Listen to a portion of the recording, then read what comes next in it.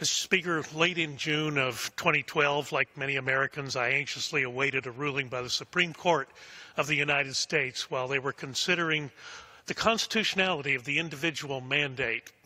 Of course, we were told during the run-up to that law, the Affordable Care Act law, that the individual mandate was not a tax. It was, in fact, just a requirement that everyone should buy the insurance. It seemed unreasonable under the Commerce Clause that that requirement, in fact, would be constitutional. And then at the end of June, the Supreme Court made their ruling. I was probably right that it was unconstitutional under the Commerce Clause, but with some creative work, the Supreme Court said, you know, it's a tax, and the Congress has the absolute power to tax, and so, of course, it can stay in, and the law stands. So here we are today, considering tax reform for the first time in 31 years, and since the Supreme Court told us the individual mandate is indeed a tax, it is appropriate, it is right that the individual mandate be part of the discussion today.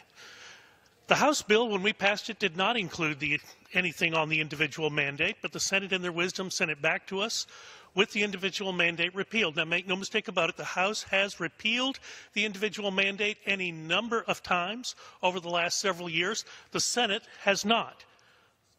So the Senate has repealed the individual mandate for the first time. I say, let's meet them where they are. Let's pass this bill. Let's repeal the individual mandate and get on with making America great again. I yield back.